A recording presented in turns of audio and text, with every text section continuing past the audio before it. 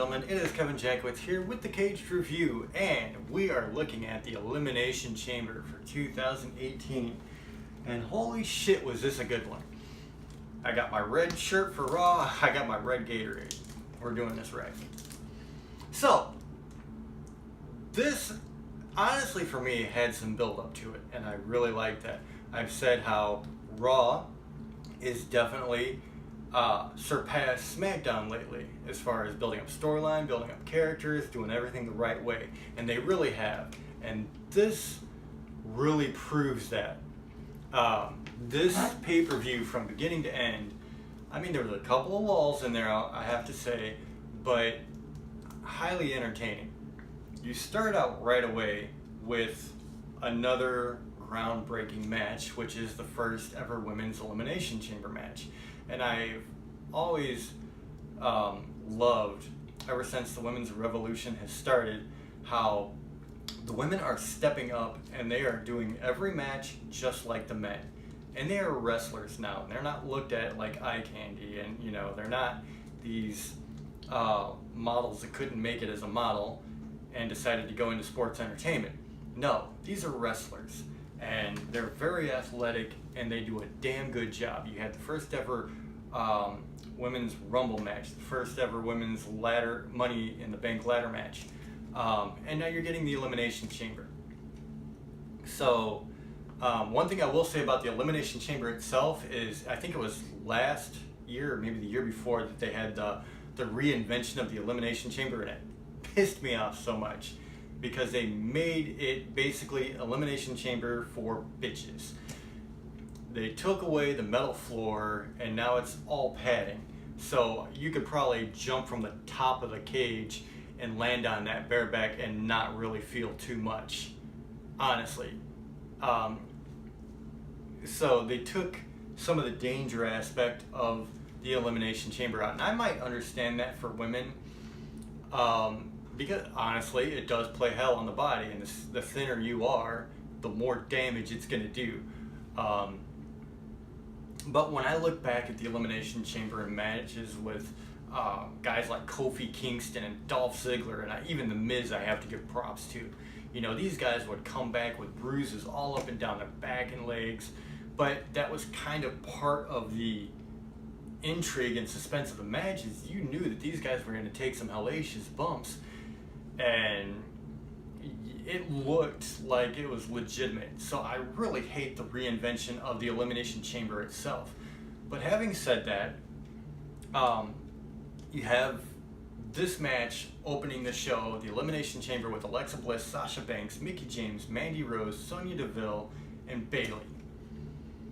And they had some damn good spots in this match. You start out with Bayley and Sonya Deville. Now I will say Sonya Deville, she's really new, she's still kind of learning the craft, so there were a couple of spots there, especially at the beginning, where they were kind of exchanging positions and doing the wrestling thing, where you can kind of tell she wasn't really thinking about the next move or whatever, and they kind of got caught up. But Bayley was able to, you know, really keep up with it and make it look good. And Bayley, she did a really, really great job of keeping up the pace with two women. Now let me explain. The match starts with Bayley, Sonya Deville. They have their spots. It's decent and nothing completely memorable. Then Mandy Rose comes out. So you have both members of Absolution in there. They're going to have each other's back no matter what. And it's them against Bayley. So Bayley has to last for 5 minutes against these two. And what they did was they just had Bayley going absolutely spastic nuts on both of these girls for the duration almost of this 5-minute period. And it doesn't seem like a lot, but trust me, when you're that active and you're throwing punches that fast for 5 minutes, you get tired quick. So there's something to be said for Bayley, because she really held her own against two girls and didn't burn herself out, which was pretty cool. And even up into the point that you finally get Sasha Banks in there. There hadn't really been any major spots yet, but then Banks comes in, and I have said how much I absolutely love Banks as a performer, and she did not disappoint. First thing she does is grab Mandy Rose and throw her into the plexiglass. She starts using the cage with Sonya Deville right away. I mean, she's thinking of all these things that she can do to make an Elimination Chamber match seem like an Elimination Chamber match. And so, the instant she hits the ring, it looks like an Elimination Chamber match now. There was a great spot where Sonya Deville slammed Sasha into the cage.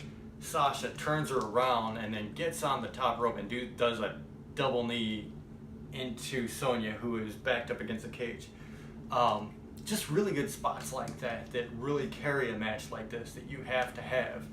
And that's why I say, you know, Sasha Banks, she deserves to be at the forefront of this women's revolution. She is just absolutely phenomenal. So next person in after Sasha Banks is... No, I'm sorry. Mickie James came in. And Mickie James, when she came in, did some pretty cool stuff, honestly. She was utilizing the cage as good as she could too.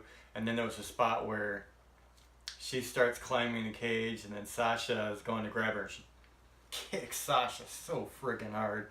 And then Bayley starts scaling the cage with her, and they're kind of doing a back and forth while they're hung up on the cage. She knocks Bayley down, gets on top of the pod, and then jumps onto, I want to say it was Mandy Rose. As a matter of fact, I think it was Mandy Rose, and that was the first pin. Mandy Rose was the first girl pinned, and it was Mickie James. I think that's how it went. So, which was kind of cool, because now Absolution doesn't have the advantage anymore, and at some point you know it's going to be every woman for herself. So she gets eliminated, and then Sonya Deville gets eliminated next. So Absolution's now completely gone. And you have 4 very good women's competitors in there. And there was a lot of really good back and forths in there. The next one eliminated was Mickie James. And that was before Alexa Bliss ever got into the match. And then finally, Alexa Bliss gets into the match, and it's Sasha Banks and Bayley. And they timed it really good, because Mickie James gets pinned.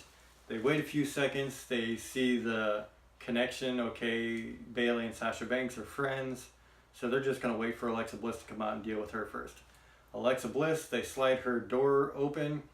Alexa Bliss slams it shut and opens the door on the other side, walks out of the pod, starts scaling the cage to get away from these two. And there was kind of a back and forth where they're following her up the cage, and they're both on either side of one section, and she's in the middle. Alexa Bliss is in the middle. So Alexa Bliss drops to the ground. So the other two try to get down to the ground to catch her, and then Alexa Bliss gets back up on another pod where the girls get on either side of the pod, and finally Sasha Banks gets a hold of Alexa and slams her head against the plexiglass. And as she's helping Bayley on the other side get up, she actually kicks her off the pod.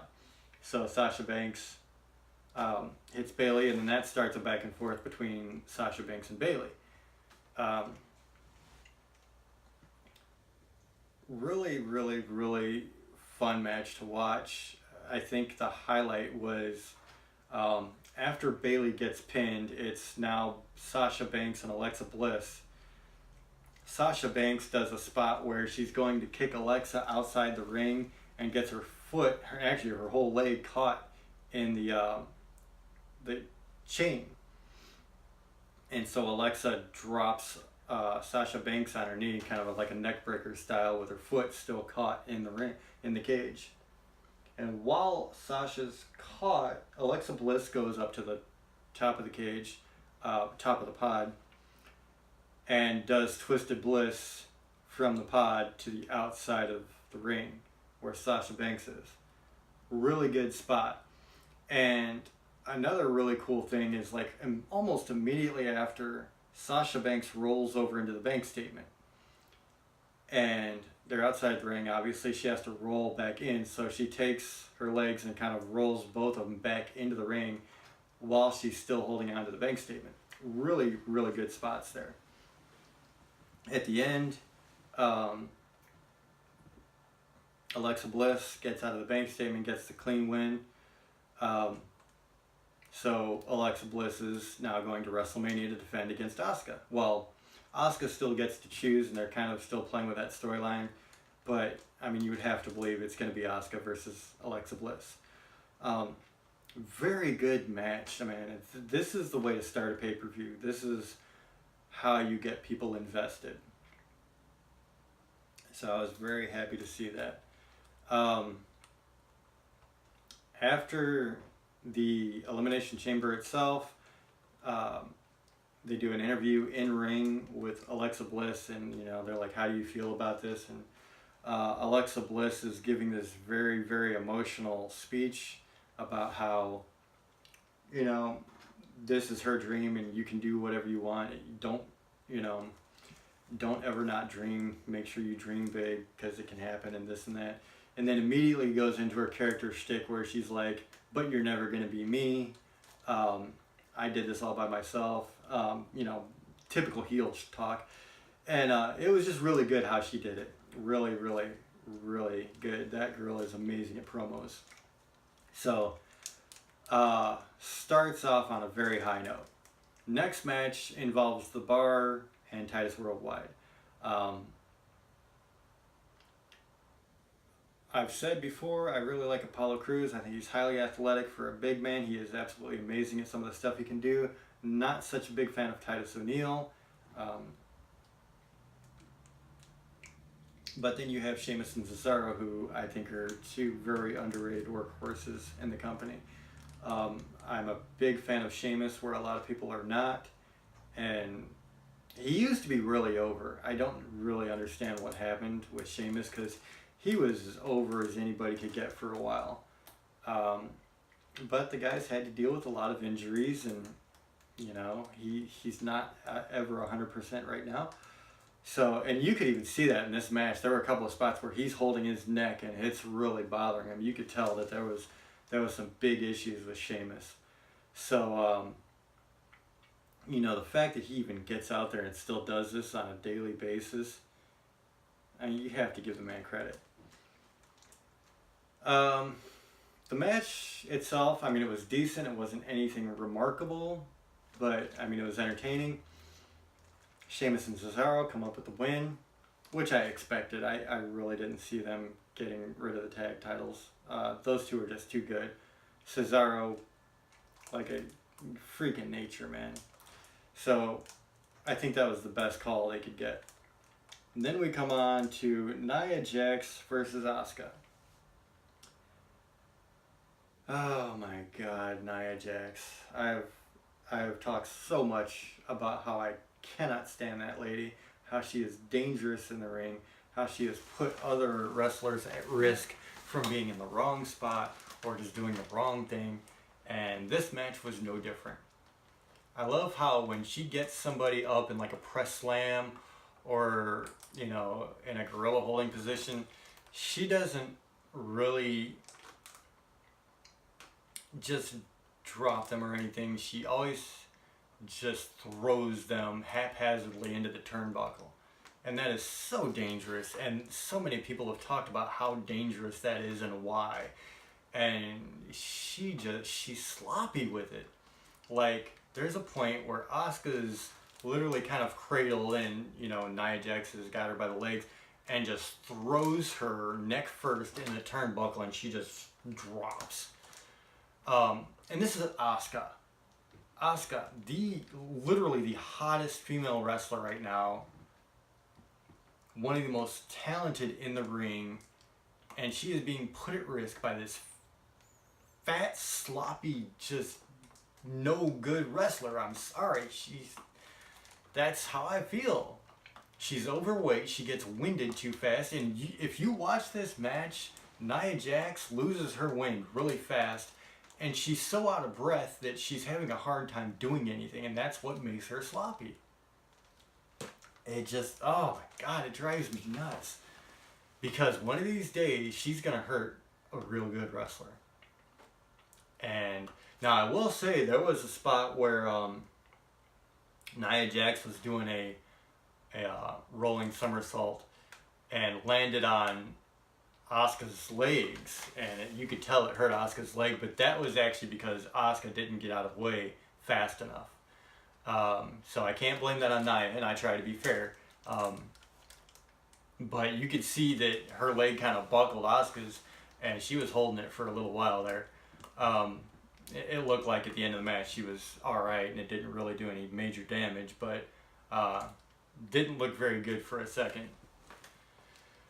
At the end of the match, I mean, they do this whole David and Goliath thing where Asuka's, David, and Nia Jax is Goliath, and Asuka's throwing everything she has at Nia Jax, and it's just not doing anything, and then Nia, of course, just bowls over Asuka for pretty much the rest of the match until the end, where Asuka does some great arm bars and guillotines and stuff like that, does some really good exchanges, and finally Asuka gets the clean win, which obviously is the right choice. She's already won the Royal Rumble, the first ever women's Royal Rumble, and so she has to be built. She has to be built to the nth degree. And honestly, they need to keep this going. She's undefeated. She needs to stay that way for a while. They had the streak in NXT. I feel they need to keep that streak going in WWE and the actual Raw. Asuka is deserving, that's for sure. So I was really happy to see that. I really did not want to see Nia Jax in a triple threat match at WrestleMania with Asuka and Alexa Bliss. Probably the two best female performers on the Raw roster. Maybe Sasha Banks is up there, but that's debatable. But I didn't want either one of those two at risk because they wanted to throw in Nia Jax as a beast. I'm very happy with that end result. Very, very happy.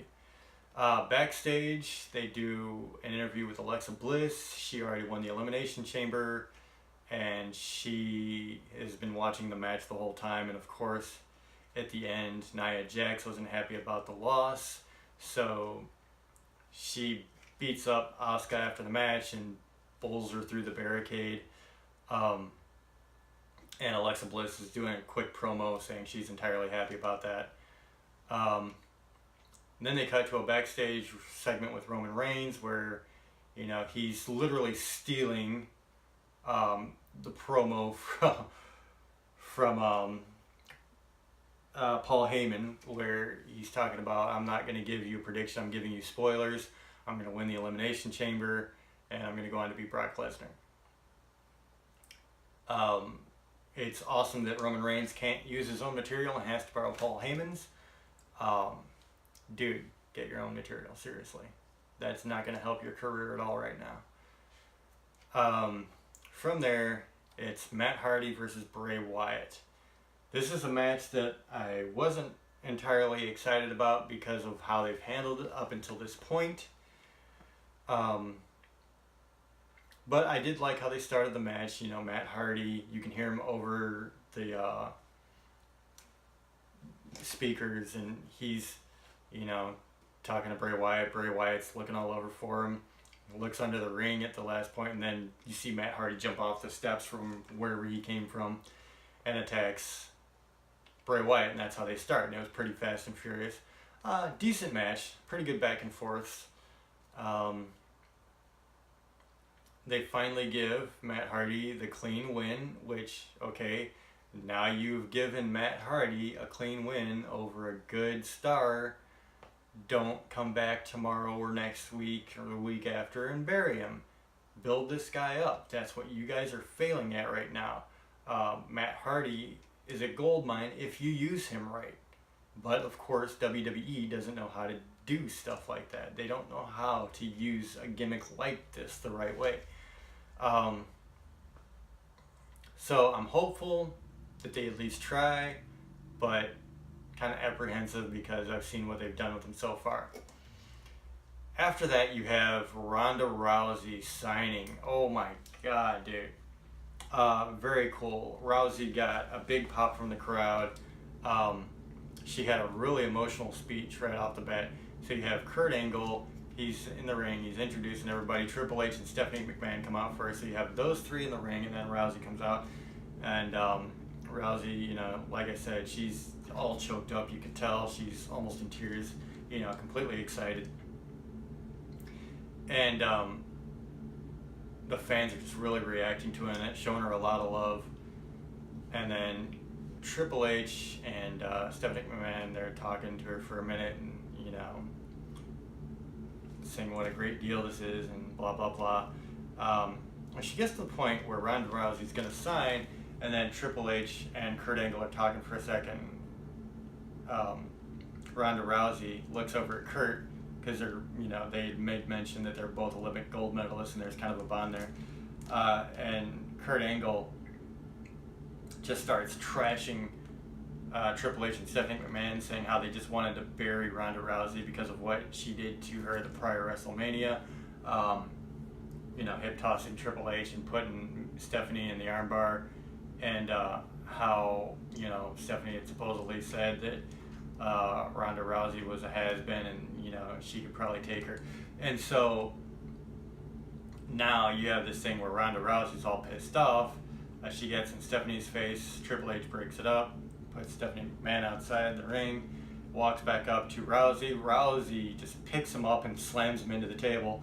That was pretty impressive, honestly. And then Stephanie McMahon slaps Ronda Rousey in the face. Ronda Rousey just gives her this death gaze. Stephanie McMahon runs out of the ring with the crowd chanting, "You fucked up," which was kind of funny. And that's kind of where it left off. So it looks like they're building up maybe Kurt Angle versus Triple H at WrestleMania, possibly. That would be kind of a cool match, I think. And they said that Ronda Rousey is going to have a match at WrestleMania. Now, who that is, who knows? But at least we get to look forward to Ronda Rousey at WrestleMania in a match. So that's cool. And then finally we get to the match of the night, of course. Elias versus Braun Strowman versus John Cena versus Roman Reigns versus The Miz versus Seth Rollins versus Finn Balor.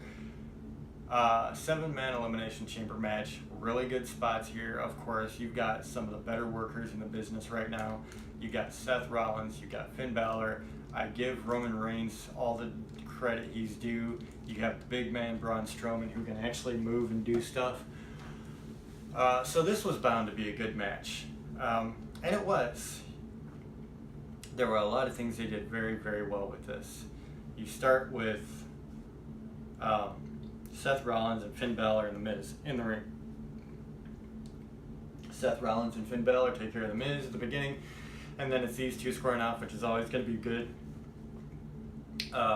You don't really get a lot of good spots right off the bat. You know, it builds up. Some of the better spots, I'll just kind of do a brief synopsis of the whole thing and what I think were the highlights. One of the highlights is Braun Strowman was let out second to last. And there was a spot where The Miz is trying to get away from him, scales the cage. Well, Braun Strowman scales the cage right behind him, catches him as he's trying to exit off of the pod while Braun Strowman's actually standing on the pod. So he pulls Miz back up, and they're both standing on the pod, and Braun Strowman just starts slamming his head against the plexiglass and then throws him off into the other guys on the mat. Braun Strowman climbs down. They did a great job building the perfect beast with him. He eliminated 5 guys. So, you know, obviously the last 2 were going to be Roman Reigns and Braun Strowman. But before all that, you had moments where all the guys were trying to attack Strowman all at once, and then they'd all hit their finishing move on him, and nobody could pin him. And there was a part where Finn Balor gets on the ropes and jumps on Strowman with a coup de grace outside of the ring. That was pretty cool. Seth Rollins is on the top of the pod. He does a frog splash to Strowman, of course, and no one can pin him. Um, so some really, really, really good spots in this match. Really fun match to watch.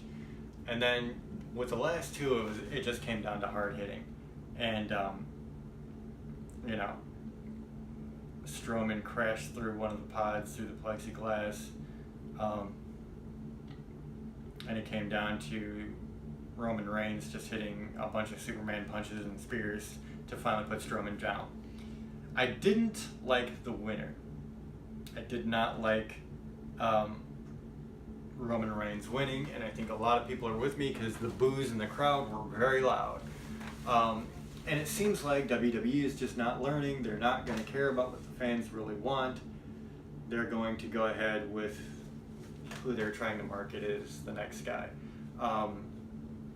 And maybe it's a sales thing, you know, because kids are going to buy their heroes toys and belts and figures and whatever. And maybe it's a thing where, you know, the older crowd just doesn't buy enough merchandise and they don't care. But